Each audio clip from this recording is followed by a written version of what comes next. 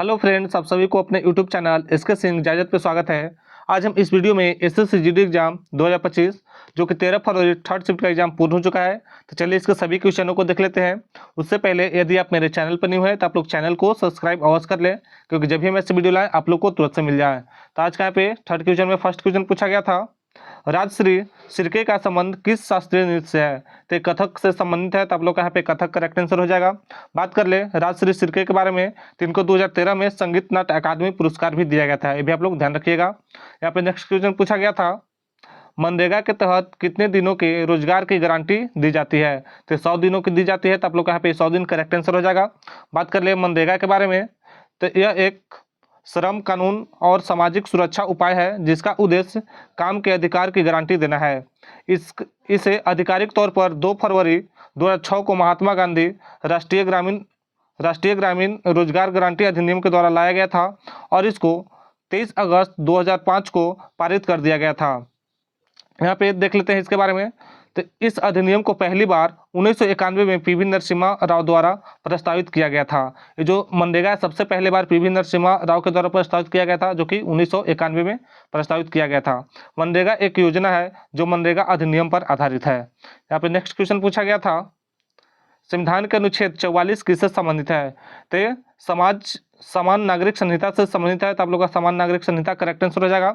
बात कर ले इसके बारे में, तो भारतीय संविधान का अनुच्छेद 44 समान नागरिक संहिता का प्रावधान करता है।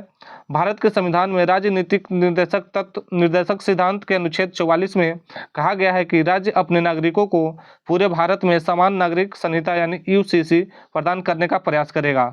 इस प्रयास का उद्देश्य कमजोर समूहों के खिलाफ भेदभाव को दूर करना और विविध सांस्कृतिक प्रथाओं के बीच सामंजस्य स्थापित करना चाहिए। यहाँ पे नेक्स्ट क्वेश्चन पूछा गया था, संविधान का अनुच्छेद 165 किससे संबंधित है? तो राज्य के महाधिवक्ता से संबंधित है, तो आप लोग का राज्य के महाधिवक्ता करेक्ट आंसर हो जाएगा। बात कर ले इसके बारे में, तो भारतीय संविधान के अनुच्छेद 165 में राज्य के महाधिवक्ता से जुड़ी कई बातें बताई गई है। यह अनुच्छेद संविधान के भाग 6 में शामिल है। भारतीय संविधान का अनुच्छेद 76 भारत के महान न्यायवादी से संबंधित है, जबकि अनुच्छेद 165 भारत के महाधिवक्ता के पद से संबंधित है, ये भी आप लोग ध्यान रखिएगा। इसके बारे में देख लेते हैं कुछ महत्वपूर्ण अनुच्छेद को। जो अनुच्छेद 165 राज्य के महाधिवक्ता के कार्यकाल के बारे में बताता है। यहाँ पे अनुच्छेद 177 राज्य विधानमंडल और उसकी कार्यवाही के संबंध में राज्य के महाधिवक्ता के अधिकार के बारे में बताता है। अनुच्छेद 194 महाधिवक्ता की शक्तियाँ और विशेषाधिकार के बारे में बताता है। यहाँ पे नेक्स्ट क्वेश्चन पूछा गया था, प्रसिद्ध नृत्यकी टी बाला सरस्वती निम्नलिखित में से किस नृत्य शैली से संबंधित है? तो भारतनाट्यम से संबंधित है, तो आप लोग यहाँ पे भारतनाट्यम करेक्ट आंसर हो जाएगा। बात कर ले इनके बारे में, तो इनको भारत सरकार द्वारा दिया गया तीसरा और दूसरा सर्वोच्च नागरिक सम्मान जो कि 1957 में पद्म भूषण दिया गया था और 1977 में पद्म विभूषण दिया गया था, ये भी आप लोग ध्यान रखिएगा। और इनको 1981 में चेन्नई के संगीत कला शिखामणि पुरस्कार से भी सम्मानित किया गया था, ये भी आप लोग ध्यान रखिएगा। यहाँ पे नेक्स्ट क्वेश्चन पूछा गया था, भारत सरकार की प्रथम पंचवर्षीय योजना किस पर आधारित थी? तो हेराल्ड डोमल मॉडल पर आधारित था, तो आप लोग का हेराल्ड डोमल मॉडल इसका करेक्ट आंसर हो जाएगा। बात कर ले प्रथम पंचवर्षीय योजना के बारे में, तो 1951 से 1956 तक चला था, जो कि हेराल्ड डोमल मॉडल पर आधारित था। यहाँ पे नेक्स्ट क्वेश्चन पूछा गया था, हरेक वंश का वह कौन सा राजा था जिसने काशी और कौशल को जीत लिया था? तो अजातशत्रु ने जीत लिया था, तो आप लोग का अजातशत्रु करेक्ट आंसर हो जाएगा। बात कर ले अजातशत्रु के बारे में, तो यह हरेक वंश का वह राजा था जिसने काशी और कौशल को जीता था। वह मगध साम्राज्य का राजा था। उसने अपने पिता यानी बिंबिसार की हत्या करके राज्य को छीन लिया था। अजातशत्रु ने अंग, लिच्छवी, वजी, कौशल, काशी जनपदों को अपने राज्य में मिला लिया था।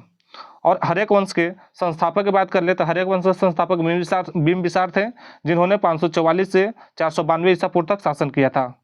यहाँ पे नेक्स्ट क्वेश्चन पूछा गया था, भारत में सबसे न्यूनतम परसेंट वाला धर्म कौन सा है? तो आप लोग का जैन धर्म करेक्ट आंसर हो जाएगा, क्योंकि भारत में सबसे कम जो मानने वाले लोग होते हैं वो जैन धर्म है। बात कर ले यहाँ पे धर्म के बारे में, तो भारत में जैन धर्म सबसे कम प्रतिशत में मानने वाला धर्म है। साल 2011 की जनगणना के मुताबिक भारत की आबादी में मात्र 0.4% ही जैन धर्म के लोग मानते थे, वही जबकि बौद्ध धर्म के मानने वाले लोग 0.7% है। और भी यहाँ पे धर्मों को देख लेते हैं कौन कितना मानते हैं, क्योंकि हो सकता है आगे यहाँ से भी क्वेश्चन पूछ लिया जाए। तो हिंदू धर्म के मानने वाले लोग जो कि 79.8% है, जो कि सबसे ज़्यादा है। इस्लाम धर्म को मानने वाले 14.2% है, जबकि ईसाई धर्म के मानने वाले लोग 2.3% है। सिख धर्म के मानने वाले लोग 1.7% है। बौद्ध धर्म के मानने वाले लोग 0.7% है। और यहाँ पे जैन धर्म के मानने वाले लोग 0.4% है। ये भी आप लोग ध्यान रखिएगा। तो आज हमें दोस्तों के द्वारा इतना ही क्वेश्चन मिला। अगर मेरा वीडियो अच्छा लगा हो तो आप लोग वीडियो को एक लाइक अवश्य कर दें। तब तक मिलते हैं नेक्स्ट वीडियो में।